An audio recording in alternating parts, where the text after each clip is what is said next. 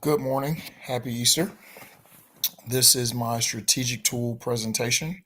My name is Prentice Potts, and this is for Management Strategy 5355. So, first, the purpose of this presentation is to explain a strategy tool. The strategy tool I decided to use was Johnson's white space model. During this presentation, I will apply it to the tool itself to a real life world example. I will also explain the updates of this tool in today's society.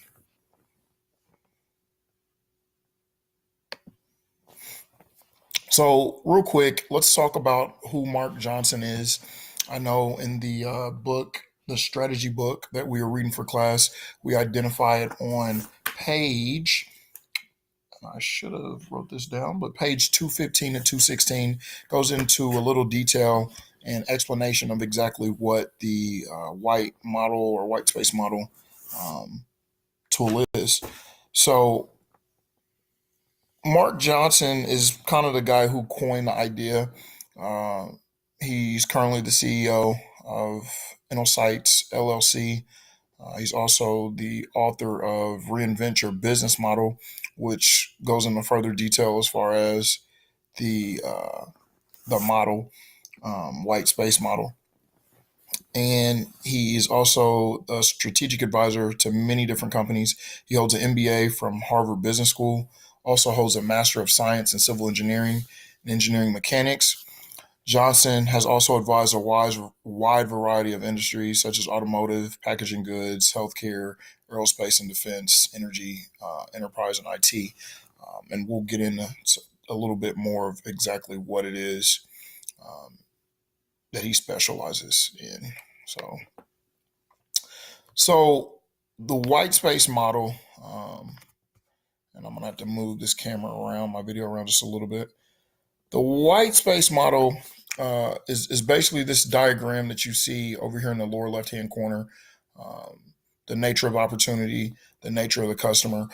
One of the things that I've always identified when dealing with business is there has to be some kind of customer value in order to have a successful product or a successful service.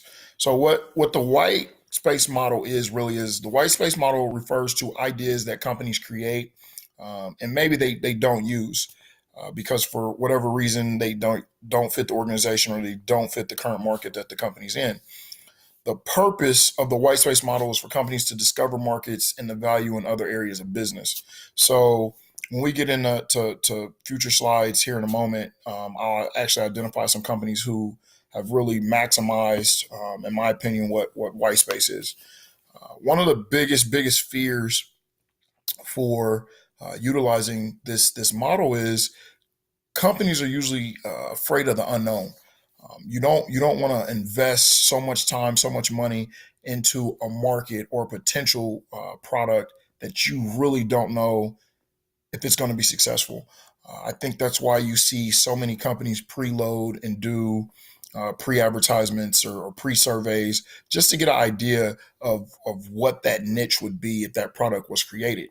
So, in a nutshell, white space is basically the process of trying to establish that new niche without the investments or even taking a problem or an idea that has been previously created and trying to figure out a way that you can make it a success in the future.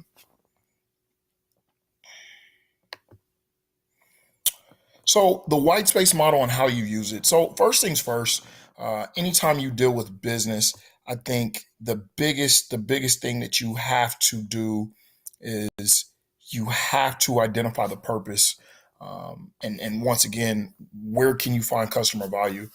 The white space model basically creates ideas that fit within the organization. It also creates ideas, hopefully, that are aligned with the business cores. And if not, you want to figure out how you can get those ideas to be in line with your new customer or new market values.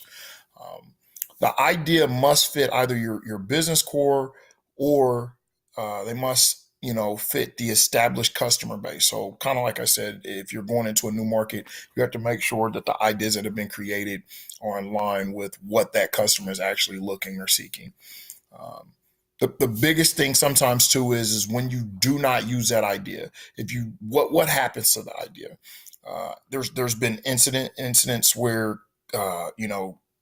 companies have come up with an idea, another company comes out with an idea, and now it's a rush to see who can get it to the market first.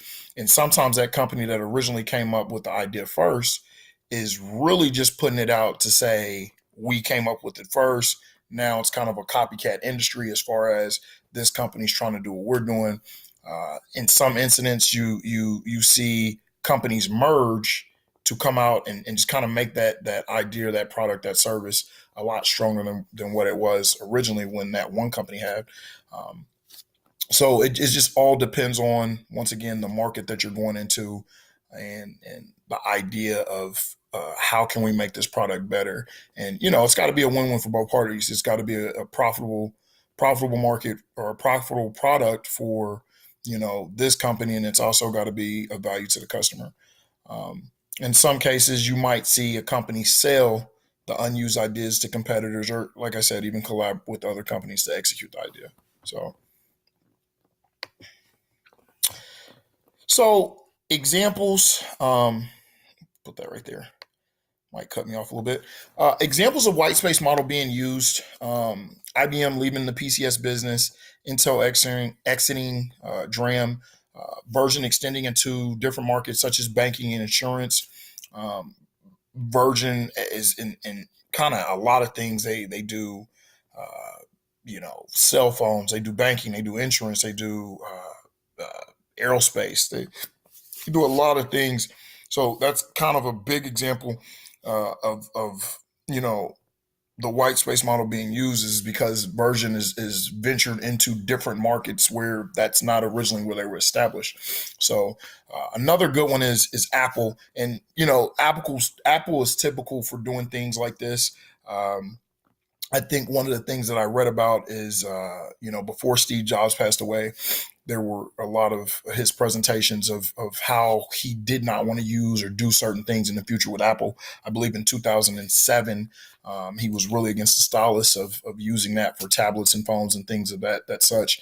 And I believe they are releasing something here, or it's already been released in the near future, where the tablet actually will come with the stylus. And he was totally against that. I think one of the quotes he said is, there are 10 stylists in the world currently already, as far as electronics. Why do we need to create another one? Another thing that Apple was against was the mini tablets. And if you notice now, there's a ton of mini iPads and things like that. I believe my children actually have some. Uh, Another example the book used was Nintendo merging with a company in Japan, and I believe the name was Xena, if I'm not mistaken. And basically, what that was doing is Nintendo was Dina. I'm sorry. That company was a leading production company of smartphone games, app developments, things like that. And Nintendo was against it because that was not their niche, that was not their market. After kind of collaborating and years of kind of doing research and studying, Nintendo actually decided to release Super Mario, Zelda, and Donkey Kong as iPhone apps or app games that can be downloaded on your phone, and it turned out to be really successful. So there's another good example of how the white space model is being used with the collaboration of two companies. Another one that I think is pretty good is GM creating economy in smart cars, and I believe this happened back in 2008 2009, when we were kind of in the bubble bust, and we were in kind of a recession, things like that. And GM is known for luxury cars, big trucks, just bigger automobiles, and in order for them to keep up with the economy and the times, they had to reinvent and create some kind of economy or smaller vehicle so they can stay competitive in that niche of the industry. And I think the reason they also did that is because Honda had become really successful, Toyota had become really successful in a time in a society where people weren't spending or wanting to spend a lot of money on fuel. That was the alternative. So in order for them to stay relevant, GM decided to create smaller vehicles, electronic cars, things like that. So that's a great example. Another good example that I think personally for me is professional sports teams expanding to foreign countries. And you can see the early stages of it now. There hasn't been teams established in foreign countries, but what they're doing is they're actually going to those countries. They're playing games to try to build the appetite of a new customer base.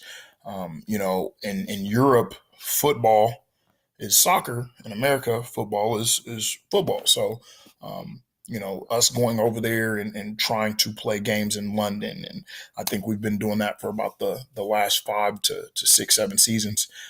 So that's their form of marketing to, uh, you know, create that white space model. So,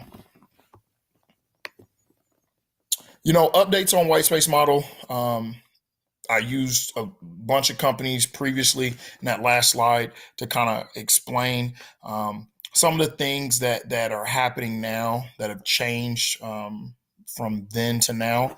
I think more importantly, people determine, is it going to be externally, internally, or future focused?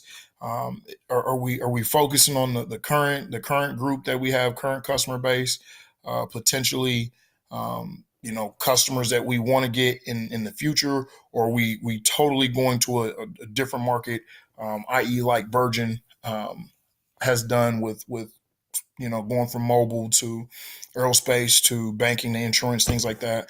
And then I also believe one of the biggest things is you don't see this done just within the company. Now there's third party resources that you can go out to, companies that will come in and actually do the whole process as far as modeling, the white modeling mapping services, and they'll walk companies through of how they can create a new market and take those new products and actually elevate them to higher levels.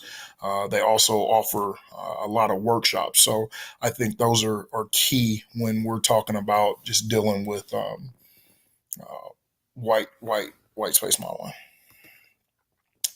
So in summary, the term itself.